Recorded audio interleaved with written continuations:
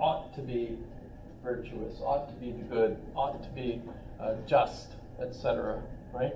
And so you can see Socrates and Plato in Greece, and you can see the Buddha rejecting all of the Hindu gods and basically arguing that nirvana was the escape from this physical life. How do you escape? By decreasing your attachment to everything. By mentally decreasing your love and affection for physical things. So notice, almost exactly the same philosophy, right? And Master Kung is a little bit different, Confucius, because his belief is that there's rational rules that you have to follow that are good for the way society functions. Not sure that that's necessarily a disenfranchisement of attachment to physical things. Very different mode of looking at things. Let's get back to Plato.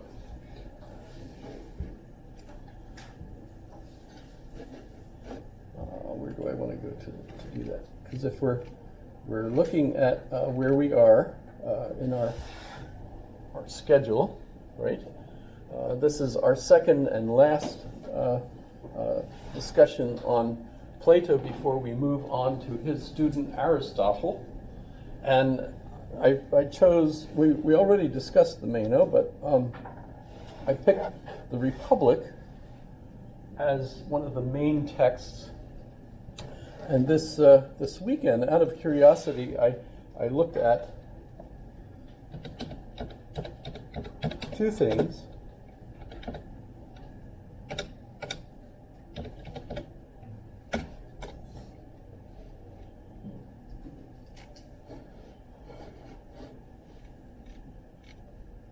There it is.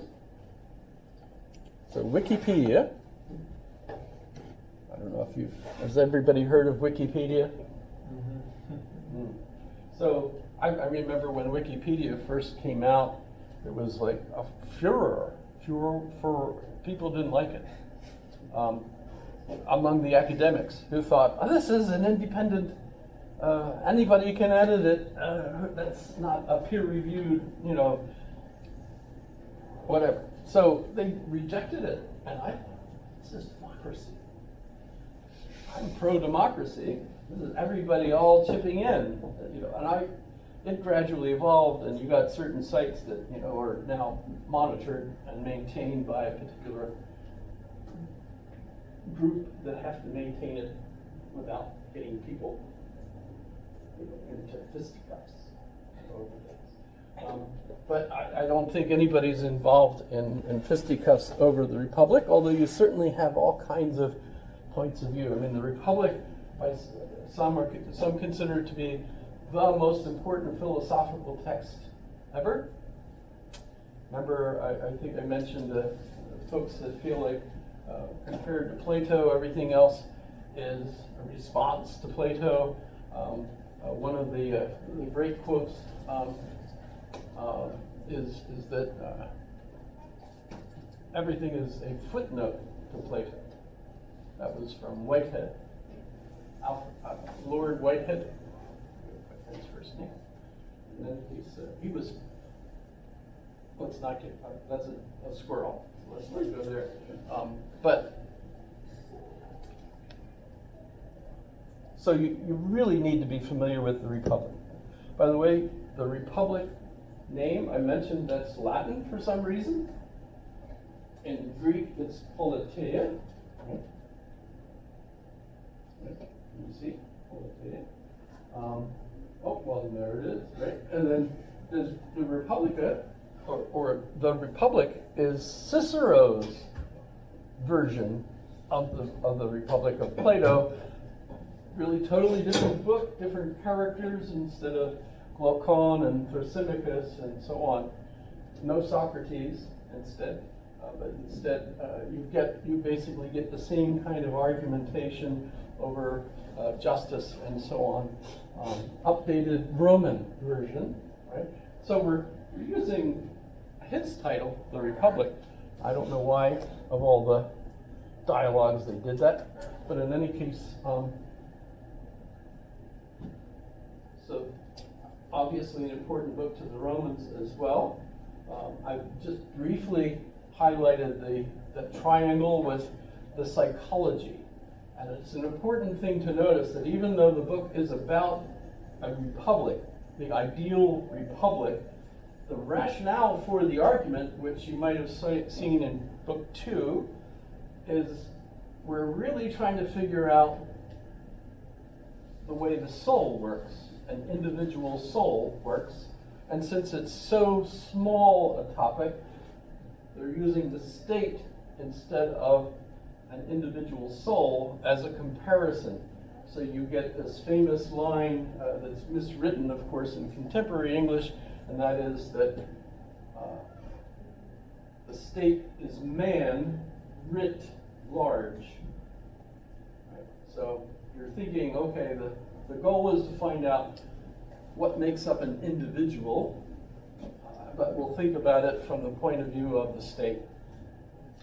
And where I pointed out that there's 3 different basic parts according to Plato's psychology. And remember, this is the middle dialogue, so it's no longer really considered Socrates' thought, even though Socrates is the main character that's giving us all this. Instead, this is really Plato, and this is idealism, the philosophy of idealism, where we're convinced from Plato that all our ideas have no parts, the soul has no parts. Before the soul was forced into this particular body and experienced anamnesis, which we say amnesia. Did I say that right? No, amnesia. Anamnesis is a remembering. So our learning afterwards is a remembering of what we knew when we were pure souls living united with the ideal world, all the ideas, in an invisible world, right? Now we're in a material world, so you have the visible, right? If you're familiar with the credo,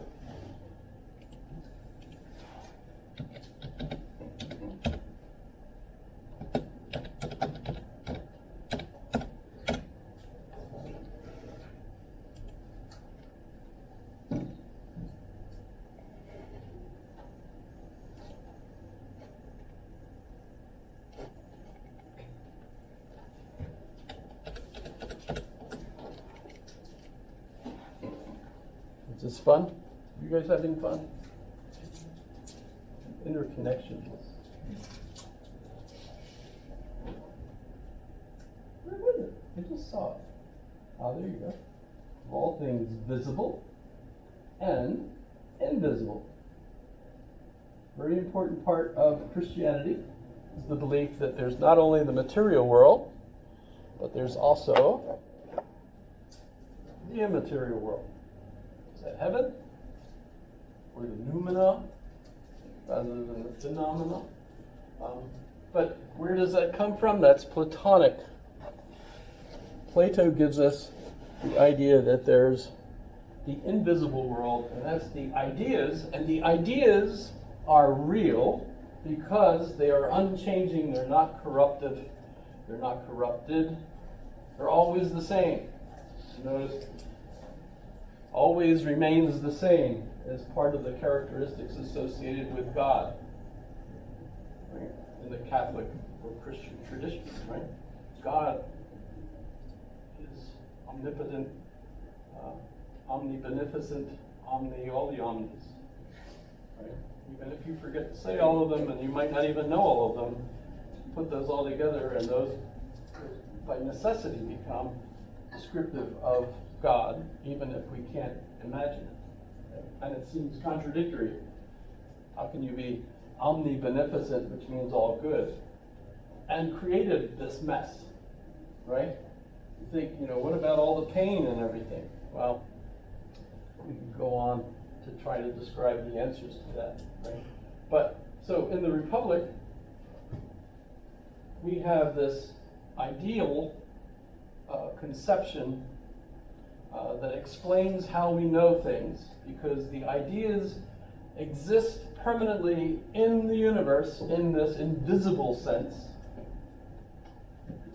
let me ask, is there a way for us to redefine concepts that ignores this idea that they're invisible? Define love? Anybody feel like defining love? Not the tennis term. Tennis?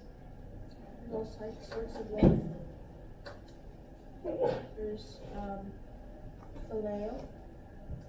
There's Philia? Or, yeah. Yeah. C.S. Lewis.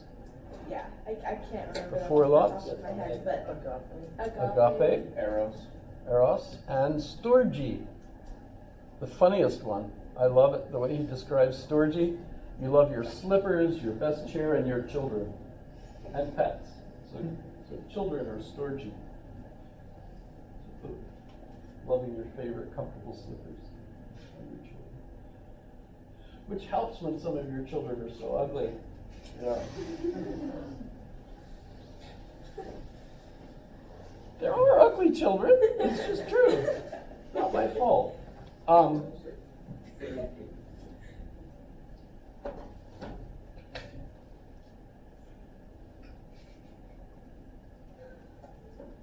It's water. Not Jamison's. It is Jamison's, but it's not Jamison's.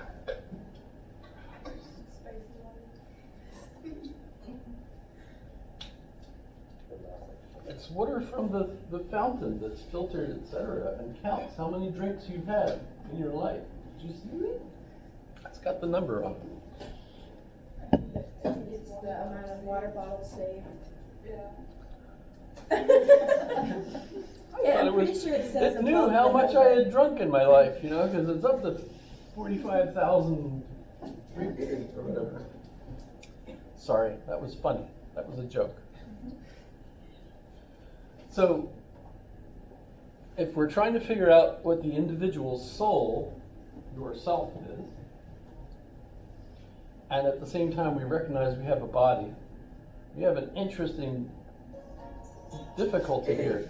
By the way, the difficulty will be solved by Aristotle, who for roughly 20 years is a student of Plato. There's an overlap, nice overlap. And Aristotle will argue that all of this stuff about the ideal world is nonsense. In order for anything to exist, says Aristotle, it has to have substance, this stuff. Otherwise, it doesn't exist.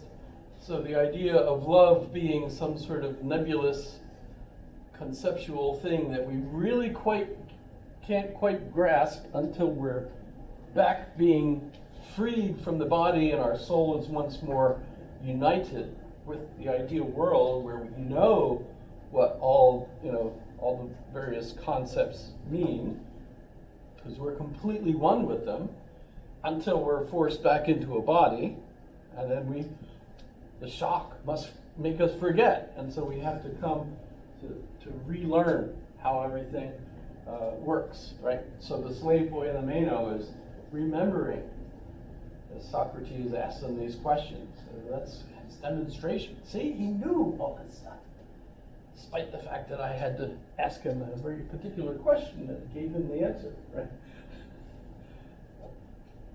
Remember, this is ancient stuff, and these are the earliest. So if we could be critical of this, as Aristotle is, and point out, well, there is no such thing as a thing that's invisible and has no substance. That's what it means to be nothing, says Aristotle. Well, if that's the case, then what is the soul? For Aristotle, it's the activity of the body. Isn't that cool?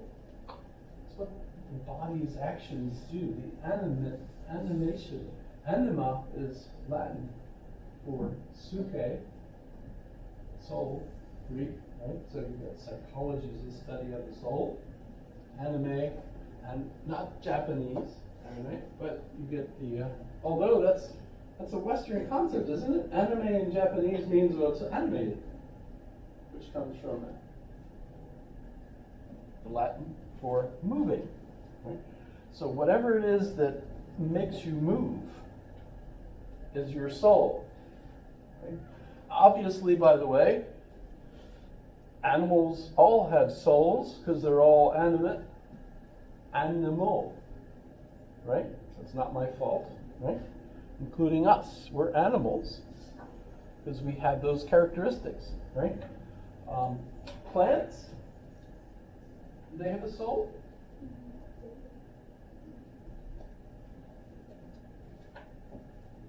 According to some difficulty there.